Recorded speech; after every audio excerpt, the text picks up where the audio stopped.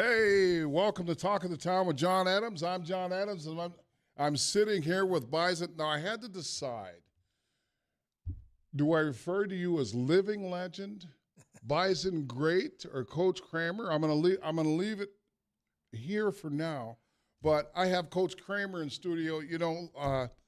Last week I got on my horse about politics and what we need to do as a society and all of that, and I thought, you know what? I want to have fun again. And this January, we had big fun. And for me as a Bison fan, it was nice to see. And I said during the course of the year, the market difference in the Polasek era is that I saw more player involvement with players.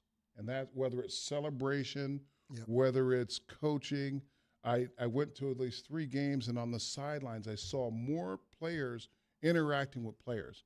Now, that's no knock on ends, but it was just something. It was a marked departure. We didn't see a whole lot of extemporaneous celebration with the crowd, but now the guys are congratulating each other again, and it was a subtle difference that you kind of look for. And I told somebody after the 3rd game, I said, we're back to Bison football. Yeah, that's something we've talked about with the players, something Coach Polasek has talked about. It's called connection, making connections with each other, whether it's a high five or a fist bump or and celebrating with your teammates, not by yourself. Right. Yep. Right. And in addition to that, and we're going to get to Cam Miller because he is a study in perseverance. And now I'm going out of sequence because that's what I do, but we're just going to get right into it. So he follows up Mr. Lance, Stick, and wins. Those are 3 NFL quarterbacks. And I can remember his first year sitting in there going, oh, man, this is going to be difficult. He didn't throw the passes that we as expert Bison fans expected him to make. He didn't make the plays. He didn't make it look easy. It didn't look smooth, okay? Mm-hmm. And over the course of 4 years, you saw his maturation and his growth. It was fun to watch him, yes. And so I want to touch on that because let's talk about when he took over. One of my early memories at Cam was we were down there playing Sam Houston State during the pandemic, and it was the biggest game he'd been in so far, and he one time dropped back. He didn't know whether to tuck the ball and run or throw the ball, and that's something we hadn't seen out of the other quarterbacks. But boy, last year, you saw that take over. He knew what he was doing. He knew when to tuck it and run. He knew when to he was deliberate. In the driver's seat, and I enjoyed that Buffs game. Mm-hmm. I enjoyed it because there was no time where I thought the Bison weren't going to win that game, okay? There was no time, and the defense is playing lights out, but just knowing the offensive struggles and losing to SDSU and not moving the ball the way you wanted to, I was just like, I was amazed because it seemed like everybody like they were on a mission. Mm-hmm. But most of all, you saw the fire out of Cam. I mean, it was just something where I'm 50. At the time I was 59. He got me hyped up. Mm-hmm. I'm screaming and yelling I'm like, yeah, this is. And if it hadn't been, I'm not going to say for the refs, but that wasn't. You got to let that go. That guy wasn't throwing that ball to anybody. But the game would have turned out differently. But also, watching him with guys that we won't call them mistakes, but the guys that didn't make a play. The way that he would look him in the eye, and you could just tell he was telling me, look, I'm coming back to you. Keep your head in this thing. And that it's unique because you don't always see that. We see, in this day and age, we see a lot of superstars that aren't concerned with their teammates. Yeah. And then watch this guy, and then not to be afraid. Now, I say that God doesn't really watch sports and he doesn't root for people, but he's in there somewhere. He's protecting the players, and for him to have that component. I think that matters. Yeah, well, he's a coach's son, and he grew up with coaching, and it's interesting talking to his dad about Cam and that, and then he's just like those other quarterbacks. He's got those leadership qualities about him that make other people around him elevate to a higher level. I mean, he doesn't. It just happens automatically. It's just the way they handle themselves, that they know they can count on him, and they don't want to let him down. Mm-hmm. So now I'm going to put you on the spot because that's what I do. Rank your all-time No. top 5 quarterbacks. No. There's each. I'm not going to get into that one. No, I'm not. I'll have phone calls left and right from those guys. But I mean, they're all special and unique in their own ways. But they also got those same qualities that made them great. And yeah, there may be one quality that they were better at than the other one. But no, that's I'm not going to rank them there. So then, all right, we'll do this then. We'll start with Mr. Wentz. Mm-hmm. What was his leadership quality that made him great? As soon as Brock left, Brock's senior year, new coaching staff, Coach Kleiman took over. I mean, Carson was ready to take over that team, and I see a lot of that in Cole Payton now. Okay. It's his team, and he wanted it, not just the offense and that, but the leadership came out there. When Carson was injured there with that wrist injury mid-season, I knew on Monday I had to have that workout ready to go because he was going to try to come back or try to play with it or try to do something with that wrist. So, competitive that you see in all of them. We use that word with Cam a lot, but there's competitiveness there with all of them. Jeff Bentram. I did not coach Jeff, but okay, but that brings me back to one thing we talked about. I use a quote from Jeff Bentram all the time. Every time after we would have a successful season and we do win a national championship, I talk about what he said during his years of playing. He said, the one thing I was most proud of is that we did not sit around on our laurels. All right, I don't know why you used that word. Maybe you knew Jeff, but we did not sit around on our laurels. We did not rest on our laurels. We got back to work for the next year. And that's kind of driven us. Well, it's funny because I was talking to Mr. Byers, and he was talking about his first year here. Season was over, they had lost, and he had told Mr. Favor that he was going back to Minneapolis, and Mr. Favor made it clear that nobody was going back to Minneapolis, and they all stayed and they became champions. Easton Stick. Easton just, his senior season, I believe it was, I think he threw 2 or 3 or maybe more picks down at South Dakota State that year. And we played South Dakota State, probably the semifinals, I believe, that year, and he was just on fire. He put that team on his back and got us to the national championship that year. And, and again, all of them, when their backs are against the wall, Brock, Cam, when people are down on them, okay, maybe, media, okay, is down on them, that's when they're at their best. Mm-hmm. And that's when, pressure on themselves, they don't look at it as that. It's time to compete. Trey Lance. His teammates and his camaraderie he had with his teammates. He knew the offensive line. We do this running in the summer where we run patterns that's specific to each position and that. So quarterbacks have their own, and running backs have their own, and offensive linemen have their own. He would take the offensive line through those patterns. Those offensive linemen would trust him, and they would work just as hard for him as they would for me or Coach Napoli taking him through the patterns. So as a coach, I always said that skilled players need to recognize who gets them to where they want to be, and that's the offensive and defensive line. I think that they are the most valuable people on the team, and to that point, you have a quarterback who recognized that, and it showed up. It showed up because, we could talk about the Rams all day long. Yeah. So in terms of recruiting now, we're in the recruiting phase, and it's like I've always wondered, how do we go from, I want to be a Bison to get the buy-in to the culture? First of all, now you miss Brock, okay? Wisconsin boy. I was gonna.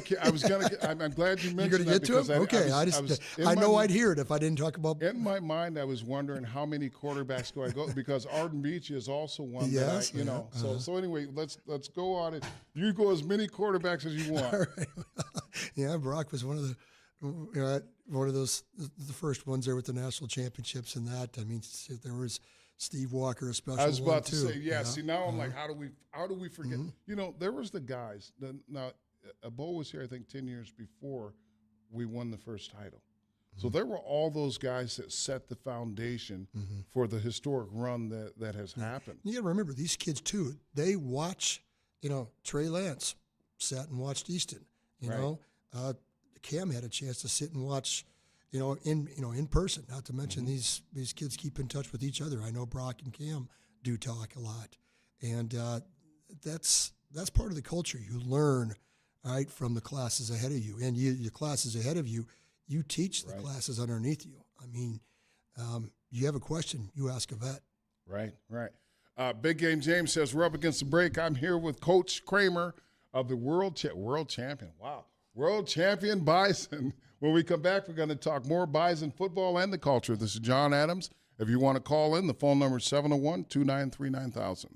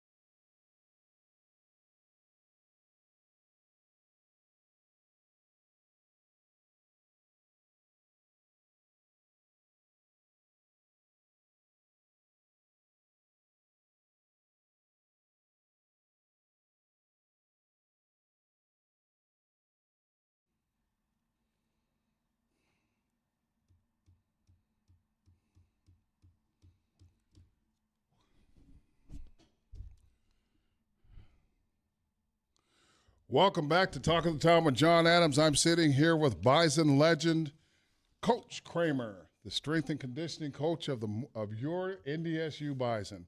So we're in the middle of the recruiting season, or for me it's the middle of the recruiting season, but let's talk about the transition from high school to becoming a Bison. You know, where do we, now you were saying that in the break that it used to be that you saw these kids before they come in. Now some of them are hitting the door, and you haven't met them.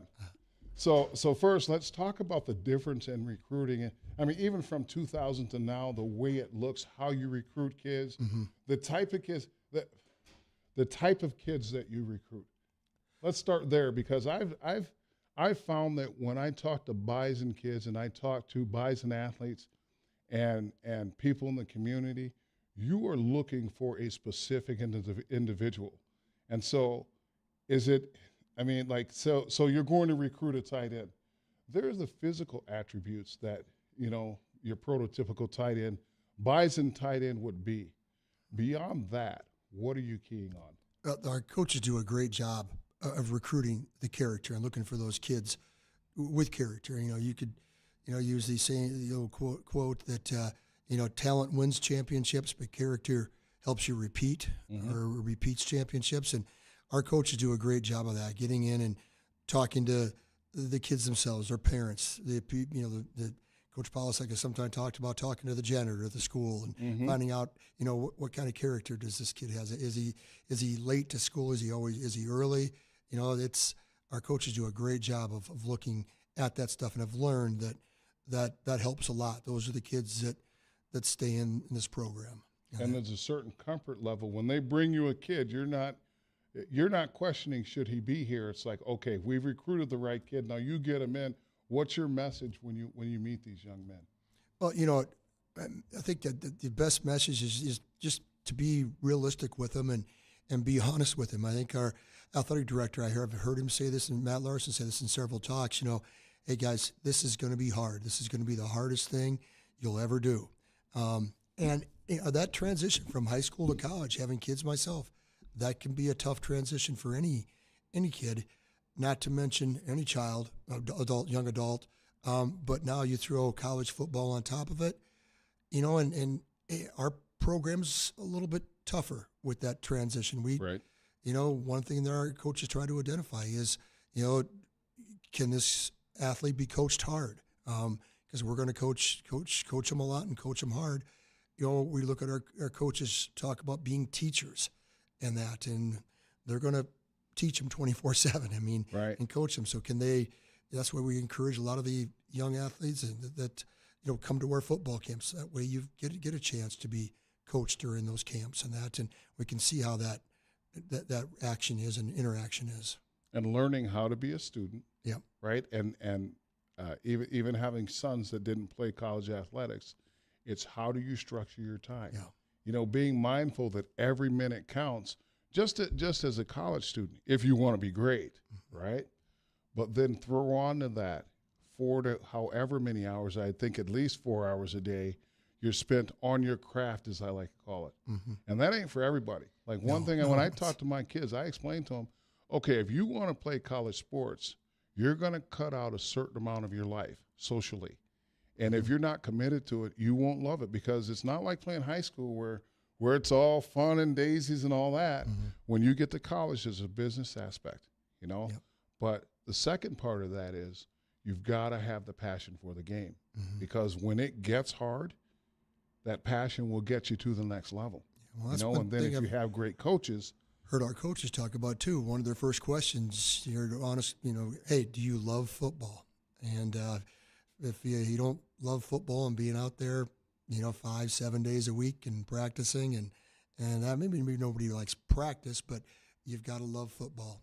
We used to say you got to embrace the suck. Yeah. And it's funny when we coach. Coach Lind used to say, "Sled, my friend, suck less every day." And so we would always say we're not looking for perfection, just improvement, right? Yep. Because it's important it's important to fail, Yeah. And I would tell my players that all the time. If you're going to fail spectacularly. because at least you're thinking about it, and you've made a big mistake, but now you learn more from your failures than you do your successes. And on the way, you learn a lot about yourself, you know? Yeah. No, that's something that, even as myself as parents, you got to learn to let them fail. Oh, even now, I just turned 60. I failed to get up yesterday in a timely fashion because my body wasn't cooperating. But so speaking of bodies, we see these come in. Some of them come in and they're jacked up. You can see that they were in a weight program. Other guys come in and they're farm strong. Okay, and I've had the great fortune of playing against farm kids. They are amazing. They look soft but you know what? They're hard-nosed. Yeah. They are hard-nosed and they are coachable and they understand work. Yeah. And you get up against these guys, and I can remember playing against these guys from Moorhead, and I was in Minneapolis. And the one thing is they just keep coming. Mm-hmm. And you can say what you want to them, and they just brush it off.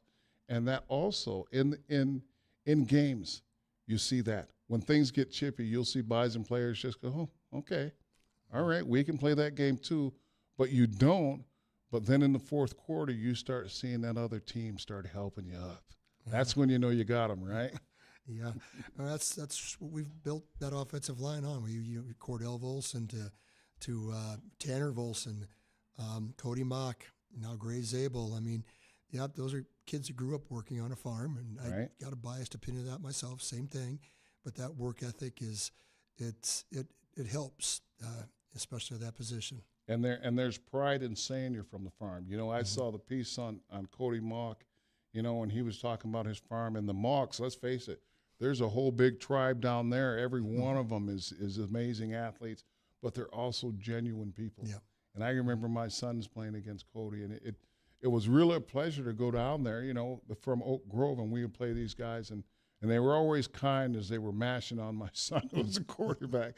So how do you get the athletes in terms of nutrition and building the body that they need to have to be able to compete? That's an educational process. Yeah, we feed them with the NCAA rules. Now we can do more, but that feeding them, I think, also teaches them that this is important. We're taking the time to do this. We're spending the money to do this. But it's an education, coaching, teaching process too. We've kind of revisited that this off season with like we do every off season, not just this year, but educating our kids on how to eat, what to eat, when to eat. It's a continuous process. Even I tell them when I'm feeding you guys on the road, when we're going on the road, we set up the buffet a certain line because we want you to eat in that order and prioritize it. You set up the food in a certain way? Yeah, we've always set up the food where it's first thing that you see when you walk into the room is the fresh fruit and produce, the salad bar in that. The offensive linemen always roll their eyes, but as they go to the meat line, I send them back to the salad bar and the fruit. Just, again, you're trying to educate them on the road a little bit with that and using that opportunity. And then, your next thing you have set up in the buffet line is more your carbohydrates, your starches, and then the end one is your proteins in that. And it's a way I learned from a great nutritionist that had worked with the Nebraska program and then out with many NFL and college teams later on. It taught us just to simplify things for players to when we're feeding them or when we're teaching them how to eat and what to shop for and that. It's interesting that you mentioned the Nebraska strength program. So I grew up in Minneapolis, and I had the good fortune of watching the Gophers get beat 77-0 by that great Nebraska team. Mm-hmm. And I instantly became a fan of the black shirts because I was more defensive minded than anything else. But they were the first college program that I can remember where it was like, this is a thing. We're producing machines. Yeah, it was Boyd Epley that kind of is kind of in a way, one of the grandfathers of our profession that brought strength and conditioning. He was a track athlete that I think Bob Devaney, I got the name, coach down there that brought in, and Tom Osborne continued to groom and used the program, and Coach Bowl learned it and brought it here, and that explains a lot. Yeah, right. Well, it's why I've been here quite a. There's a big emphasis on the strength program here. We get those big physical farm kids with the frames that can put on to 300 pounds that maybe in high school we're playing 4 sports and working. Not that there's not good resistance training on the farm, but farm work all day, and then we get them in, develop them, and it's a lot. The groundwork was laid down there with coaches like that. Right. And as we talk about Nebraska greats and we talk about Bison linemen, I think of Dean Steinkooler and Dave Remington, and now you look at our linemen, and I'm thinking, wow, it's different names, but you see the same sort of athleticism. And I've always said the difference between Bison linemen and other linemen is none of them look fat. I mean, Big Game James says we're up against a break. When we come back, we're going to talk more about this because it's something that you notice as you watch the game. This is Jon Adams. I'm here with Coach Kramer of the FCS champion NDSU Bison. If you want to call in, the phone number is 701-293-9000.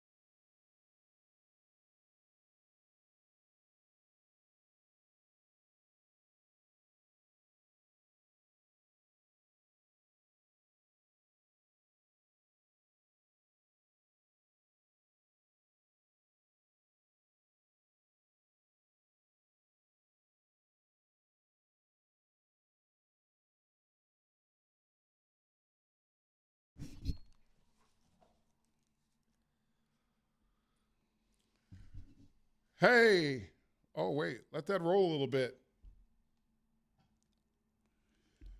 So I'm here with Coach Kramer. This is Jon Adams with Talk of the Town. And I got to tell you, when you hear the rouser and you hear the fight song, you know that something fantastic is going on in the Fargo Dome.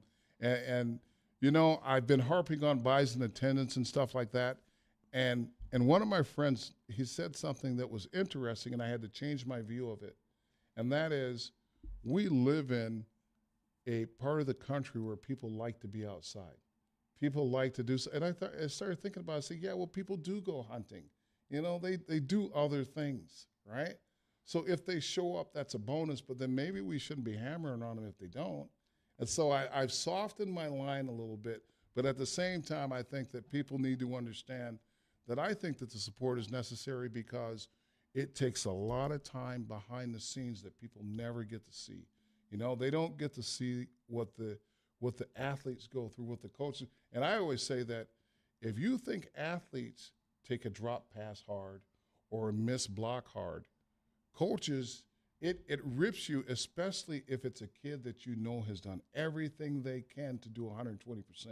And my philosophy always was, you never yell to the field because that kid's out there giving 100. I don't think that they're athletes that are taking plays off. Not in college anyway, because they know they have a limited window. So that's where you have to talk to them.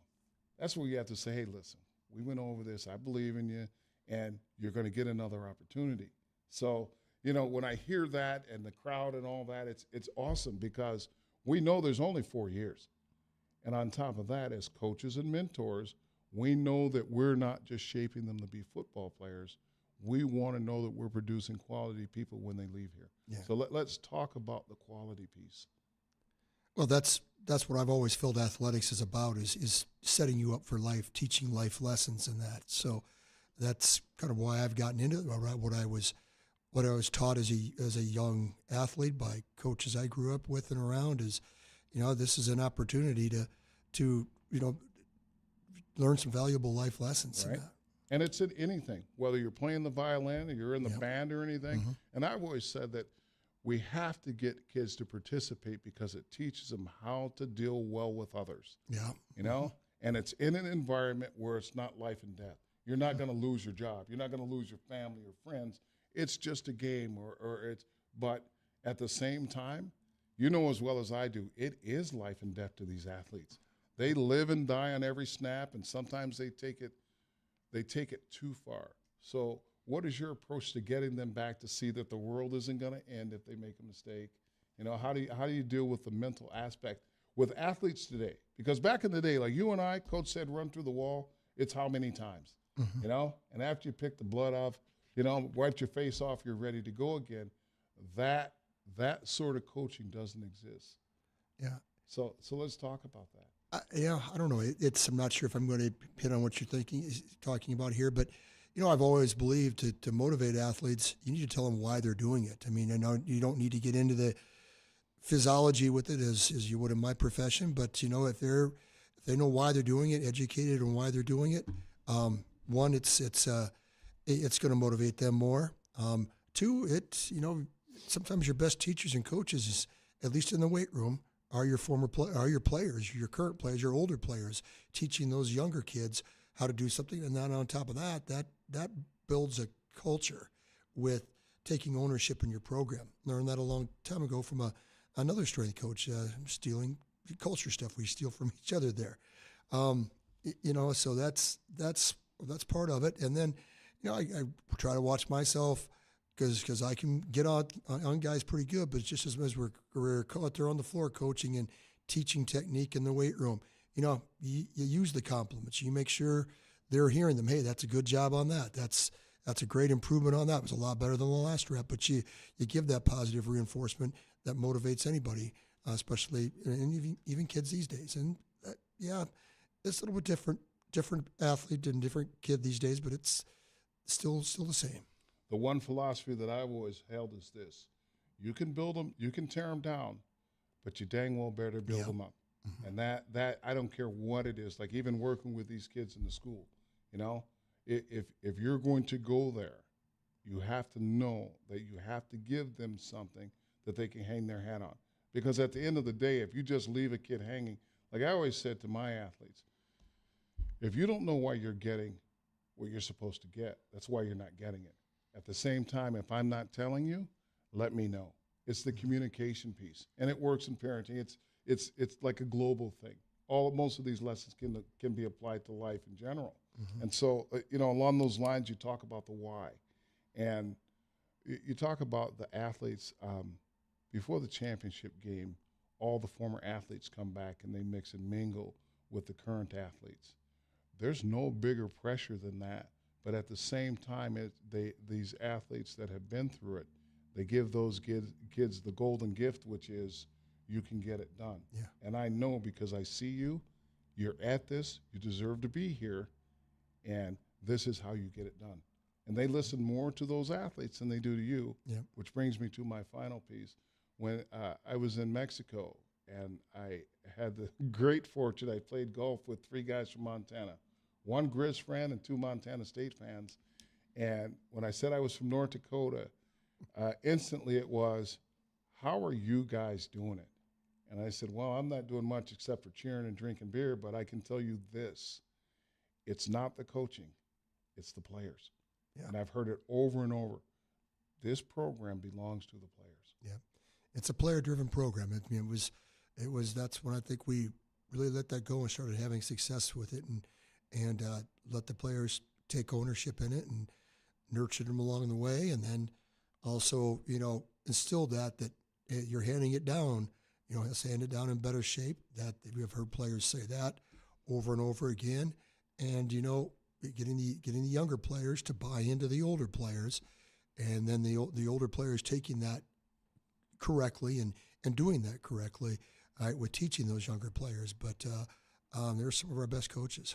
And some great mentoring, and I think the overriding theme is that there was a time when you were a freshman, and you never forget that, and so now you're bringing that to these guys. And I always said that your superstars, most of them have that innately, but what you have to teach is you need to bring the rest of them up to your level. And you can set the example by working hard, right? But the other thing is, some kids are never going to work as hard as other kids. How do you motivate those kids? That's the thing. And so these players have to figure out, how can I get the guy at the end of the bench to feel a part of this without making him feel less than? And from top to bottom, Mr. Byer said something interesting. He said, once you're a Bison, all things are equal. Now, you have to earn your way to the top, right? You just don't get to say, hey, I'm a Bison, and all of a sudden you get access to all the legacy, because you have to earn the right to carry that. And that's significant because, I said there's sometimes you get programs where kids come in and they say, I'm a Bison, but they don't do the work, and typically those kids don't last, right? But the kids that buy in and they take it and they say, I'm not going to let these old guys down, and after losses, I look at those Bison players and I see, some of our former Bison players are on the field, on the sidelines. And it's almost like these kids, when they lose, they look apologetic. And no bigger than the SDSU games. Boy, it's like somebody, when we don't beat the Jackrabbits, boy, it's almost like there's a death in the family. And no more so. You see the players, they're just, I'm like, hey, listen, go get a pizza, go grab a beer. It ain't that deep. But when you're carrying the legacy and the tradition, it means something to these guys, right? Yeah. No, it's we don't talk about just, it's not just playing for the guy next to you here at NDSU. It's playing for the guys that came before you and the guys that will come after you. You're playing for. It's not, and you'll play hard for your brother next to you, but there's a little bit bigger than that. I remember Coach Kleiman saying that in one of his pregame talks, and it was like, yeah, that is us here. Right. So, Big Game James says we're up against our last break. When we come back, we're going to talk to Bison legacy in the 2025 season. This is Jon Adams for Talk of the Town. If you want to call in, the phone number is 701-293-9000.